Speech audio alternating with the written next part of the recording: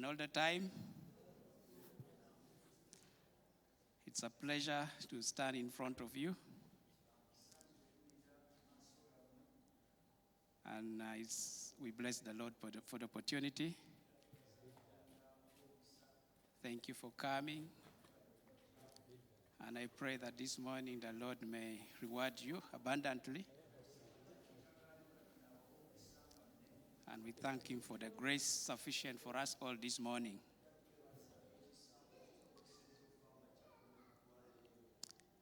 Let us pray. Gracious and loving Father, we bow before you, God of glory, this morning.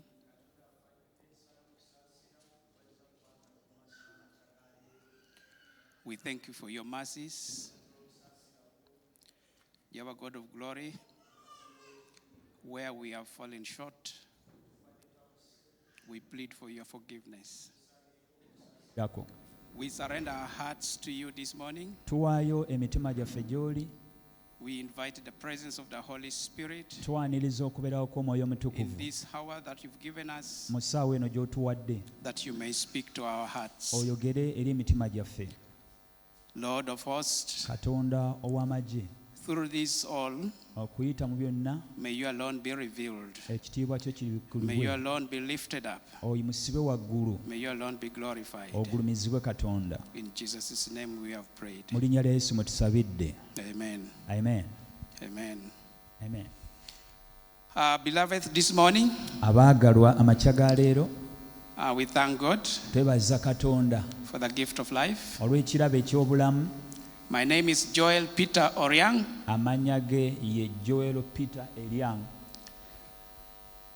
And I serve here.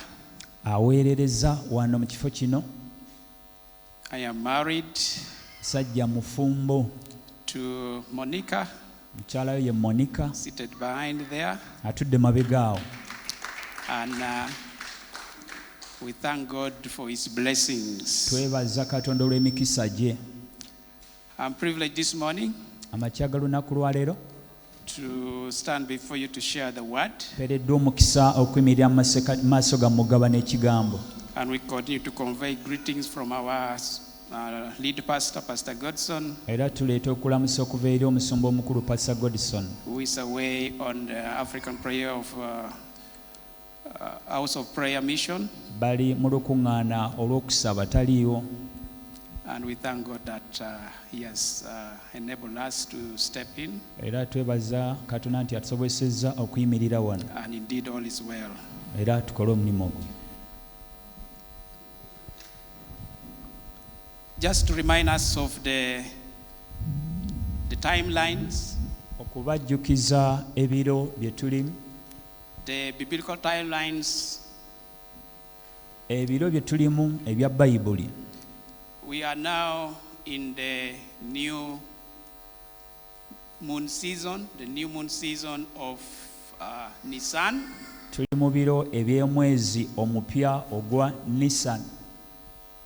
The new moon season of Nisan. Ebiro eby'omwezi omupya Nisan. The year 5786. Omwaka 576. Today is the 4th of Nisan. Leero nnya omwezi ogwa Nisan.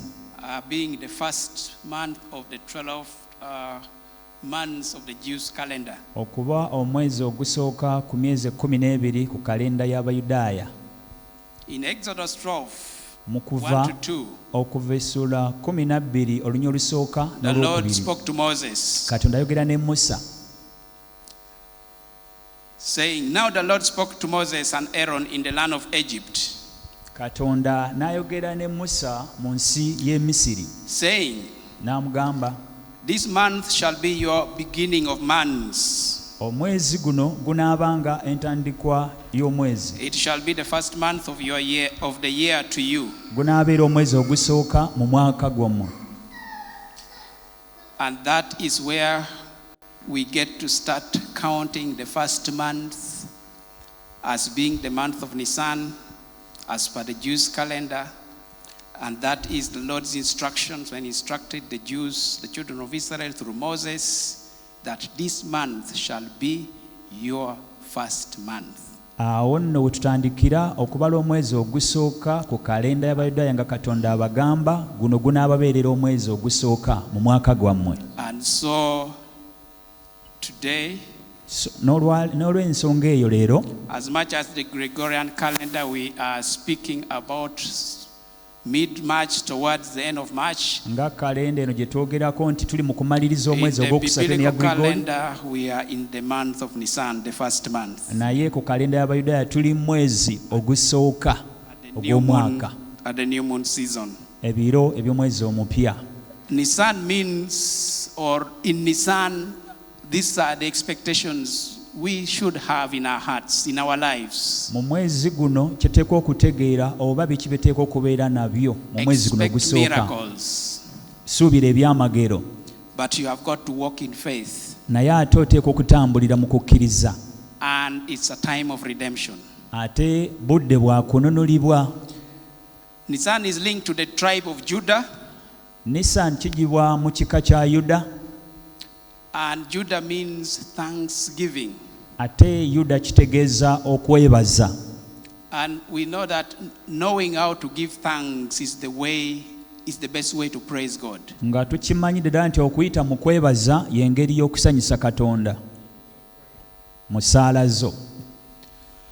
In this month we have a number of appointed times. We call them feasts.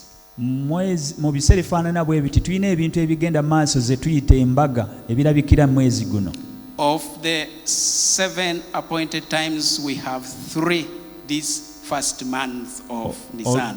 Olw'ebyo ebintu omusanvu bisatu bye twakalabako olw'omwezi guno gwa Nisan. We have Passover. Tulina okuyitako. We have unleavened bread. Omugaati ogutazimbulukuso. And the first fruits. N'ekibala ekibereberye. But the highlight of the month is the Passover. Naye ate ekikulu mu byo kwe kuyitako. And this feast pictures one being born again. Era ekiri munda mu kyo kwe kuba ng'omuntu alokoka. How timely that we are in the season of evangelism. Era ensonga tuli mu biseera eby'okubuulira enjiri. We see walking through the bloody door by the Jews. Tulaba okutambula kw'Abayudaaya mu lugendo luno. In this season we see walking through the water and rising to new life from a house of bondage. Tubalaba nga batambula okuyita mu mazzi nga bava mu nnyumba oba mu mbeera ez'obudde oba obusibe. What should this remind us? Kitujukiza ki ekyo?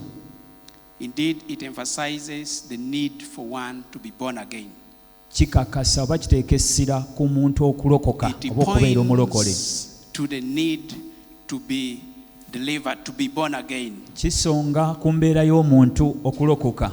And that is what we need to experience, that what we should expect as we go through the biblical month of Nisan. Ekyo kye tusuubira okulaba mu mwezi guno gwa Nisani gwe tulimu. However, today, as for our series in the gospel month, naye ate mu kuyigirizawo kwaffe mwezi guno ogw'enjiri gwe tulimu, our topic, we are looking at the prize to win souls. Omutwe gwaffe gwe twogerako gwe muwendo oguli mu kuwangula emyoyo. We must appreciate that winning souls requires self-sacrifice. Tuteekwa okukkiriza n'okwebaza nti okuwangula emyoyo kwesaddaaka, kuwayo saddaaka. It requires unwavering faith. Kyetaaga okukkiriza okusukkulumye. While salvation may be free, a free gift for the receiver, newankubadde ng'okulokoka kwa bwereere eri yakugaba, sharing the gospel requires deep sacrifice. Naye ate enjiri yeetaaga saddaaka yennyini ey'ebuziba. It requires dedications on the part of the believer, the person administering the gospel. Yeetaaga okwewaayo okw'omuweereza oyo agenda okubuulira enjiri. The early church evangelists like Paul faced immense opposition. Ekkanisa eyasooka Pawulo yasiŋŋaana okuwakanyizibwa. Yet he persevered to ignite the revival in his days. Naye yagumiikiriza n'ayita mu byonna nga alina okuleeta okwaka kw'enjiri y'oluvannyuma. One thing which is important is that soul winning often starts in a humble way. Ekisinga obukulu nti Pawulo yawangula bangi mu ngeri y'obukkakkamu. But it requires her heart willing to die to self. Naye kyetaaga omuntu addeyo omutima okufa ku lulwe.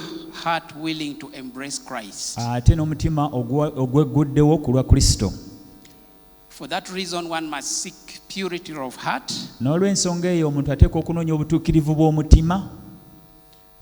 Wisdom amagezi is important. Kikulu. And many times perfection comes through experience. N'ebiseera bingi okutuukirizibwa kujja nga kulina ebintu bingi by'oyiseemu. You realize that many of us, if we are not used to sharing the gospel, ojja kyetegeeza nti bangi ku ffe tuba tetubuulidde enjiri. We are filled with fear, we are filled with lack of courage. Tulina okutya munda mu ffe n'obutabeera b'amaanyi bambavu.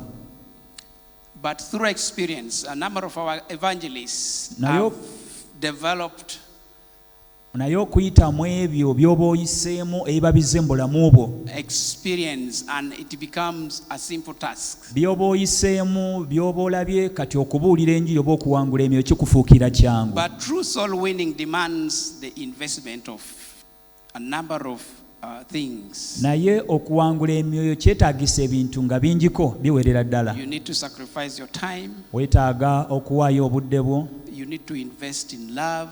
Weetaaga okusiga mu kwagala. Sometimes you will go through physical suffering. Ebiseera ebimu oyinza okuba olina okunyigirizibwa okw'omubiri mu buliwo. To bring souls from darkness into light. Okubuulira abo abali mu kizikiza okujja mu kitangaala. But one thing is important.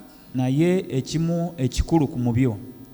The joy of winning soul is worth the sacrifice. Essanyu ly'okuwangula emyoyo eryo lyo litakujagulizibwa. The joy of receiving one soul in the kingdom of God. Essanyu lino omuntu omu ng'alokose. Than the sacrifice we may have to pay.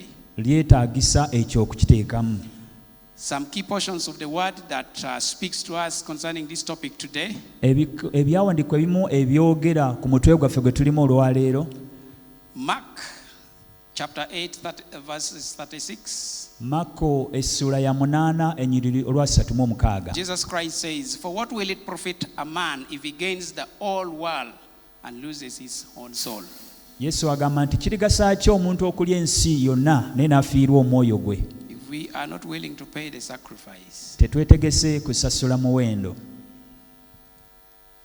If we cannot surrender our desires, our passions, our worldly desires and passions. Bwe tuba tetwetegese kwesadako oba kwewaayo olw'ebyo bye twagala ebitusanyusa. This question we need to ponder. Ekibuuzo kino kyetaaga okwetegereza. Will this thing profit us and leave the soul of the sinners to perish? Kinaatugasa ki okulaba ababi nga bafiireyo nga bazikirira? Both to us the believers and to those who are yet to come to Christ. Eri abo abaalokoka n'eri abagenda okujja okulokoka. We need to ask ourselves this question: what will it profit us? Twetaaga okwebuuza ekibuuzo kino nti kinaatugasa ki? No matter how much we gain in the world. Si nsonga biki by'osobodde okwetuusaako oba okufuna. And Matthew 16:24-25. Matayo 16:24-25.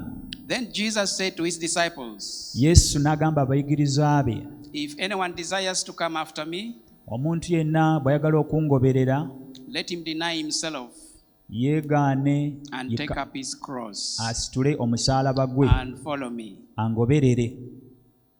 For whoever desires to save his life will lose it. Kubanga buli ayagala okutaasa obulamu bwe alibufiirwa. But whoever loses his life for my sake will find it." Naye buli alifiirwa obulamu bwe ku bubwe ku lwange alibufuna. What does it mean Kitegeeza ki ekyo? to take up his cross? Okusitula omusaalaba gwe. What does it mean to lose your life? Kitegeeza ki gwe okufiirwa obulamu bwo? It's all about paying the sacrifice. Byonna bitulaga ku kusasula omuwendo bw'omutango. It's all about paying the price to win Okusasula omutango that soul. okuwangula emyoyo oba omwoyo ogwo. And clearly it says that if we are so conscious to preserve our life, we actually lose it. Era kitulaga nti bwe tufaayo nnyo nga tulwana obulamu bwaffe tubufiirwa. But if we surrender our lives for the sake of the gospel, naye ate bwe tuwaayo obulamu bwaffe ku lw'enjiri, we shall find it. tujja kubuzuula. Amen. Amen. 1 Corinthians 9:19. Abakolinso ekisooka 9:19.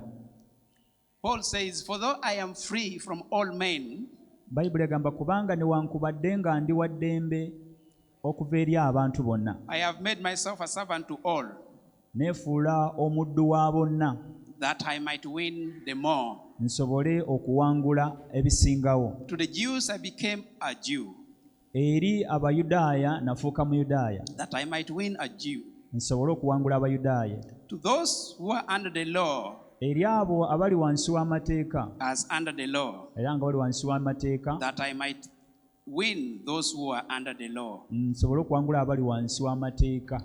To those who are without law, Abo abatalina mateeka, as without law, nga tewali mateeka, not being without law towards God, sura kubanga tewali mateeka eri Katonda, but under law towards Christ, naye wali amateeka eri Katonda, that I might win those who are without law. ndyoke mpangula abo abalina amateeka awatali mateeka. To the weak I became as weak, Eri obunafu nafuuka munafu, that I might win the weak. ndyoke mpangula abo abanafu. I have become all things to all men, Kati nfuuse byonna eri omuntu, that I might by all means save some. nsobole okubeeratuka eri abo bonna okulokoka. Now this I do for the gospel's sake, Kino nkikola ku lwa njiri, that I may be partaker of it with you. ndyoke mbeere omusika wamu nammwe. Isn't this paying the price? Would you manage to become all things Osobola okufuuka byonna just to win that soul? okuwangula omwoyo ogwo? What kind of humility does this require? Bwetoowaze eki kye butwala okuwangula omwoyo ogwo? That in all circumstances you are able to fit your soul for the sake of that soul. Nga mu buli mbeera yonna ogyeteekamu, You are able to give out, surrender all that you are to become, to fit in the shoes of the lost soul so that you may win them. ng'owaayo byonna ne weeteeka mu mbeera zonna ez'omwoyo ogwo oba emmeeme eyo gy'oyagala okuwangula ng'ogifaananyi. Indeed, this is paying the sacrifice, Mazima ddala kuno kusasula muwendo, paying the price. kusasula muwendo.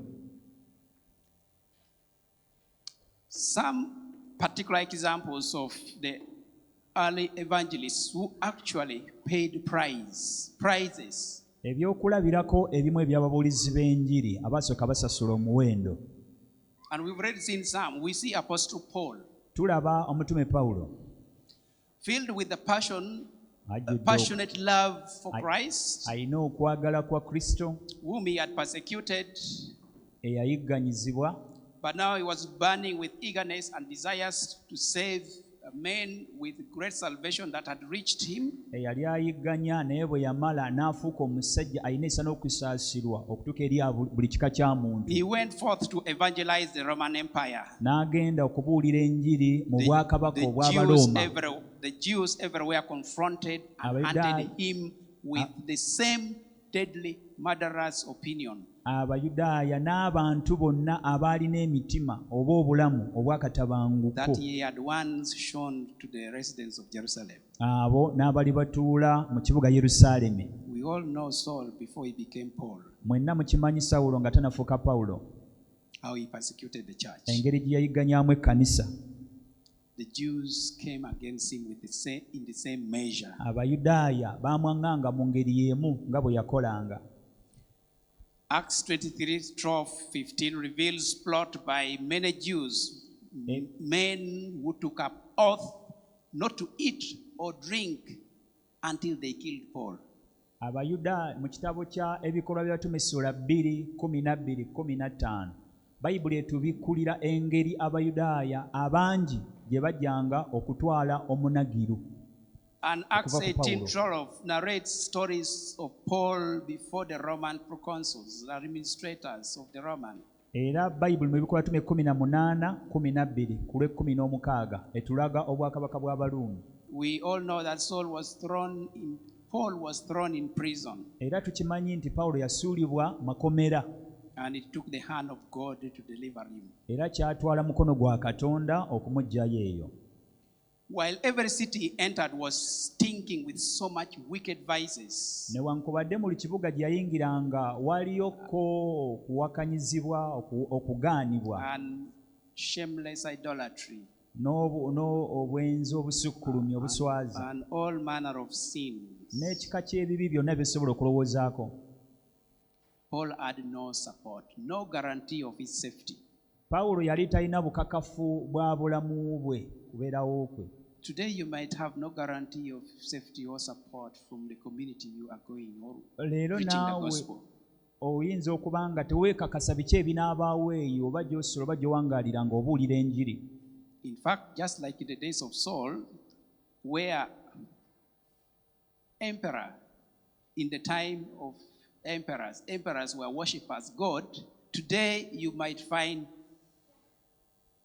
the things that they are worshipping, oyinza okusanga nga ebintu abantu bye basinza, the names that they are worshipping much greater than the name of Jesus that you are trying to take to them. Amannya g'abantu abo ge bakkirizaamu nga galinga g'amaanyi okusinga Yesu gw'obatwalira.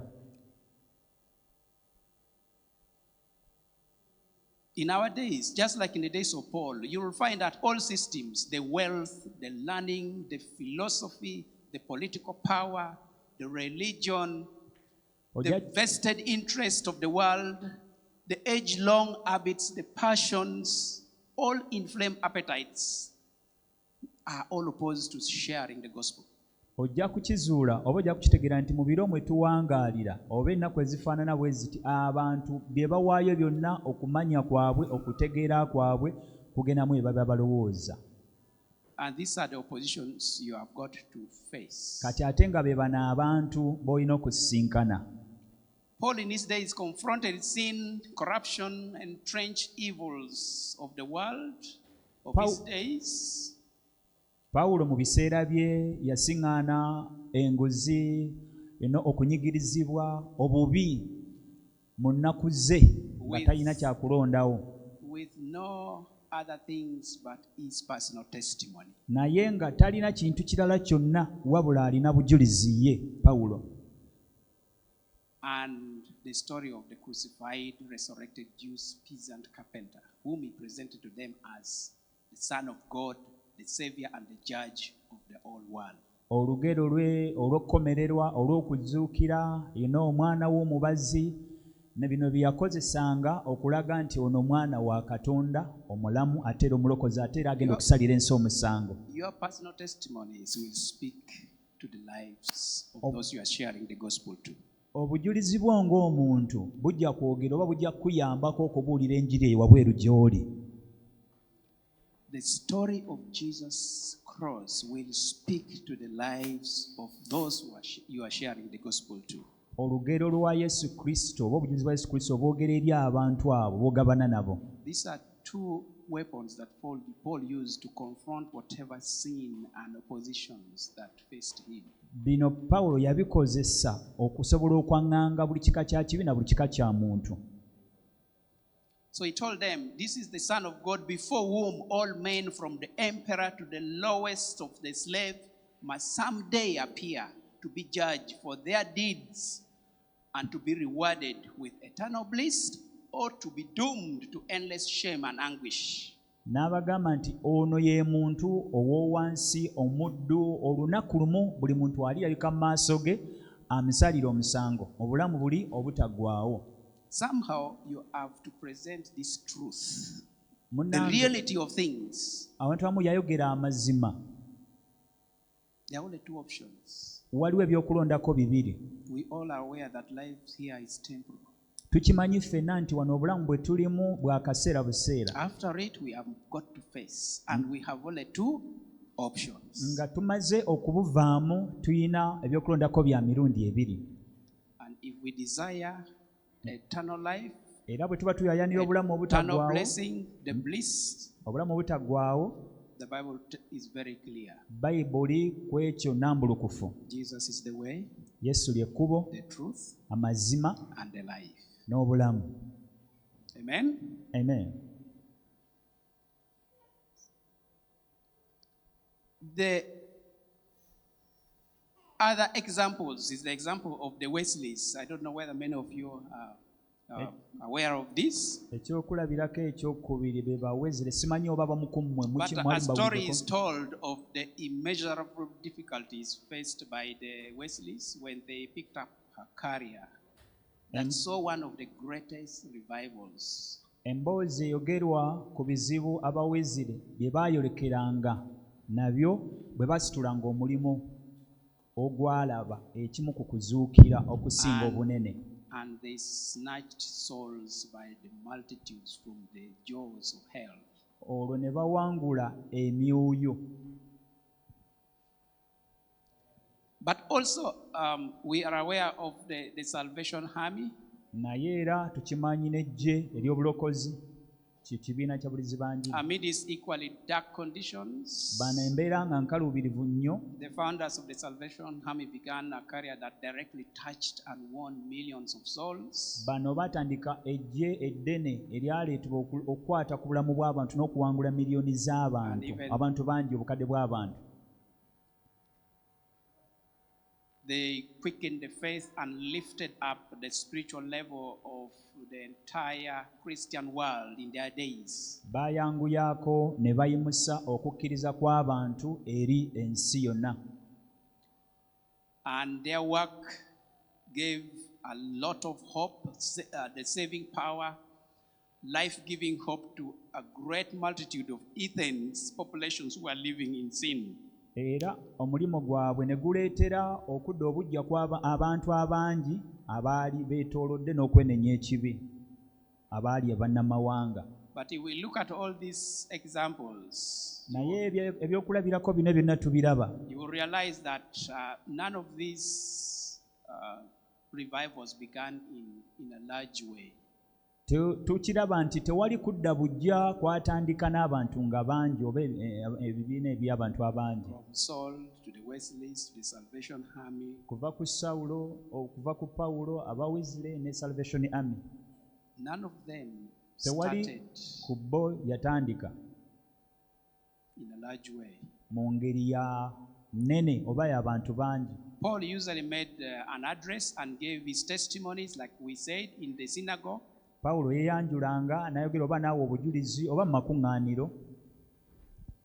Until he was excluded, then he went out to some home where a door was open to him. Kaka we yagobebwanga oba n'agaanibwa n'agenda gye baamwanirizanga. He went through house to house visitations often after a day's work. N'akyalira nnyumba ku nnyumba mu biseera oba ebyokukola. Like many of you are doing. Nga bangi ku mmwe bwe mukola. The Wesleys, in the same manner, they began in the same humble way. Ne bawezire bwe batyo baatandika mu ngeri nga ntono, batandikira wansi. And so did the Salvation Army. Ne Salvation Army bwe batyo baatandika. It is important to note kikulu nnyo ng'okumanya oba okutegeera that to win soul, nti okuwangula emyoyo, we must endure the hardship. Tuteekwa okugumiikirizibwa, okukaluubirizibwa n'oguma. We should be able to sacrifice, to deny ourselves. Tuteekwa okukkiriza okwesaddaaka n'okwewaayo. We need to pay the cost of obedience. Twetaaga okusasula omuwendo gw'obugonvu. We have got to fully surrender. Ne tweweerayo ddala ffenna. We have got to have passion for the gospel. Tuteekwa okuba nga tulina okwagala enjiri. We need to walk in faith. Twetaaga okutambulira mu kukkiriza. We must have compassion for the lost. Tuteekwa okuba nga tulina okusaasira eri ababaabula. These are part of the sacrifice. Bino by'amazima bya ssaddaaka. You and me have got to pay. Gwe nange tulina omulimu gw'okukola. part of the sacrifice. Kitundu kukwayisa ddaaka. The prize. Omuwendo. Greater revivals among God's people and awakening and among the ungodly, they never start in a great way like we have already seen. Okudda obujja mu bantu ba Katonda n'okuyimusa ekkanisa okuddamu amaanyi tekitandikira mu ngeri y'amaanyi oba nnene. Just like there is nothing startling and spectacular about the beginning of an oak tree. Nga botasobola ku an oak tree, I don't know whether many of you know what an oak tree is. The way the life starts, there's nothing spectacular, okay? Engeri omuti ogwo gye gukulamu tegulinnyawo nti gutiisa nnyo naye gye gugenda gye gweyongera okukula ne gwewuunyisa. And you can think of any seed. Era osobola n'okulowooza ku nsigo yagwo. In darkness, in loneliness, the seed is planted. Mu kizikiza, mu ndwadde, ensigo esimbibwa. The seed has to give up its life. Ensigo erina okukoma obulamu bwayo. And at first gives birth to a tiny shoot, a tiny tree, okay? Era mu kuvaayo etandika n'akantu katono, essuula y'akasigo katono akamera. That tiny shoot is born out of desolation, out of death. The seed. Akasigo kavaayo wakati mu kufa, wakati w'okufa n'obulamu koga keenyigiriza bwenyigiriza okuvaayo. But out of that, revivals are born. Naye okuva mu ekyo ekitono okudda obujja kuzaalibwa. Emyoyo giwangulwa. The kingdom of God comes. Obwakabaka bwa Katonda bujja. When someone omuntu omu no longer trying to save himself or herself, nga tagezaako ye kwerokola oba kweyamba, no longer trying to advance their career or interests, nga takyafaayo ku bimukwatako na biki by'aluubirira, when they die to self, naye nga afudde ku lulwe, when they die to the world, naye nga afudde ku lw'ensi, when they die to the praise of men, ng'oyo afudde mu kutenderezebwa abantu, and give up their ambitions, awo ng'avudde ne ku biruubirirwa bye, and they will live unto Christ. Awo nno ng'aliwo ku lwa Kristo. They live to save men. Olwo n'alokola abantu. An awakening of sinners will come. Awo aboonoonyi ne balyoka badduka nga bajja. Then souls are born into the kingdom of God. Awo emyoyo ne giwangulwa oba ne gizaalibwa mu bwakabaka. Biblical illustrations, a number of these we've seen in the Bible. Ebyokulabirako mu Bayibuli bye tusobola okulabirako. In John 12:24. Yokaana 12:24.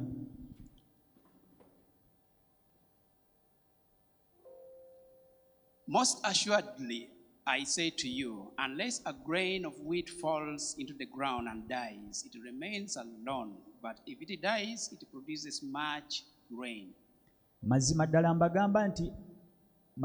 mbagamba nti empeke y'eŋŋano bw'etagwa mu ttaka n'efa ebeera yokka, naye bw'efa ebala emmere nnyingi. This is what we have already illustrated. Kino kye tumaze okulaba emabega awo. It's just the natural principle. No. There has got to be a sacrifice somewhere. Wateekwa okubeerawo okwesaddaaka oba okwewaayo. Before any gains, nga we have tewannaba got to kubeerawo pay some price. makungula gonna. It's the way of life. Y'engeri y'obulamu. In fact, if there's something that you've been seeking God for and you've not yet got it, you've not yet paid that sacrifice. Okay? God delights in giving us what our hearts desires, but everything comes at a cost. Katonda atusuubira okubaako omulimu gwe tukolamu, naye ng'okitegedde nti buli kintu kijja lwa muwendo. Christ had to go to the cross. Kristo alina okugenda ku musaalaba. And you know what that meant. Era omanyi ki kye kitegeeza mu ekyo. And so he endured the cross, despising the shame, and died that he might win souls, that he might win us to God, that he might save and bring us unto God as children of God. bw'atyo yagumira omusaalaba ng'omanyi kye kitegeeza okunyoomebwa ensonyi olwo n'alyoka atuwangule tulyoke tubeere abaweereza ba Katonda ku lulwe. And so the prize for every soul that we have got to win. So omuwendo gagusasula ensonga lwaki tuli ekyo kye tuli musaalaba olwa Kristo. John 12:26. Yokaana 12:26. If anyone serves me, omuntu yenna bw'ampeereza let him follow me. Angobererenga. If anyone serves me, him my Father will honor. That is Jesus Christ. Naye nange gye ndi omuweereza wange gwe nabaza agamba gye naba zaako ekyawandikuba ekyo agamba ampeereza anaabeera muweereza eri kitange ne kitange alimusaamu ekitiibwa. Honor will come after paying the sacrifice. Ekitiibwa kijja ng'omaze okusasula omuwendo. But like we saw earlier, the joy is far greater. Nga bwe twalabye eri nti essanyu lisukkuluma than the sacrifice we've got to pay now. Okusinga omuwendo basadaaka gye tuwaayo. So what is Christ saying? He's saying let him lose his whole life. Let his whole ambitions be gone. His whole estimate of values be forsaken for the cause of the souls, for the cause of somebody out there.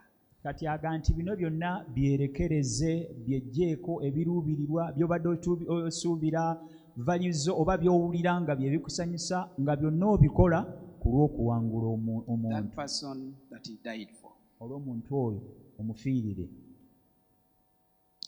And in John 12:25, he who loves his life will lose it. I think we saw this earlier in the first quote, but exactly that is the same thing that kino ekyandikibwa twakirabye mu Yokaana 12:25 Yesu ng'akyogera.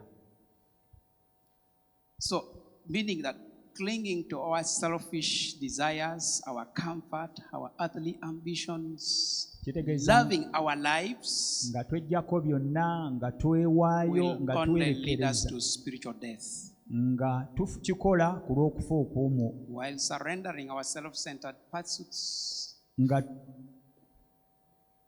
self-centered desires, nga twejjeeko bino byonna bye tweyagaliza oba bye twagala for the sake of him, ku lulwe, which he calls hating our lives. Ekyo kyayita ye okukyawa obulamu bwaffe. Secure us eternal joy. Ekyo nno kye kitwetera essanyu ery'olubeerera ery'obutagwawo. That is the way to become a soul winner. Eyo y'engeri ey'okufuuka omuwanguzi w'emyoyo. That is the price that must be paid. Ogwo gwe muwendo bw'omutango oguteekeddwa okusasulwa. The master could find no easy way. Mukama teyalabayo ngeri nnyangu yonna. And he could show us no easier way. Era n'atatulaga ngeri nnyangu yonna. It is costly. Kya muwendo ddala. But shall we wish to win eternal joy, eternal infinite values so cheaply?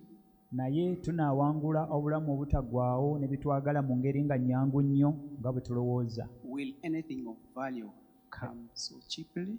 Ekintu kyonna ekiriko omuwendo kijja nga tolina muwendo gw'osasudde. For the joy that was set before him, he endured the cross. Olw'essanyu eryateekebwa mu maaso ge yanyooma omusaalaba. What joy? Essanyu? The joy of having the Father's approval.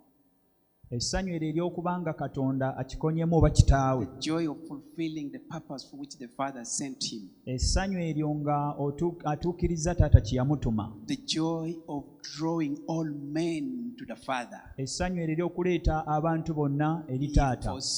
He forsook the cross, he endured the shame and gave himself. Eyo yanyooma omusaalaba n'aleka byonna ne yeewaayo ku lw'ekyo. He brought all of us to God. Olwo nno n'atuleeta ffenna eri Katonda. Shall we be so selfish? Naffe tusigalenga Keep it to ourselves? tweyagaliza byonna bibeere byaffe essanyu. Shall we not be filled with the passion and the compassion? Tetujjula kusaasira na To kisa, extend, to share okugabana to those who still are out there. n'abo abantu abakyali ebweru abatannalokoka. If we do that, we shall share that joy with Christ. Bwe tugabana ekyo tujja kugabana wamu n'essanyu eryo erya Kristo.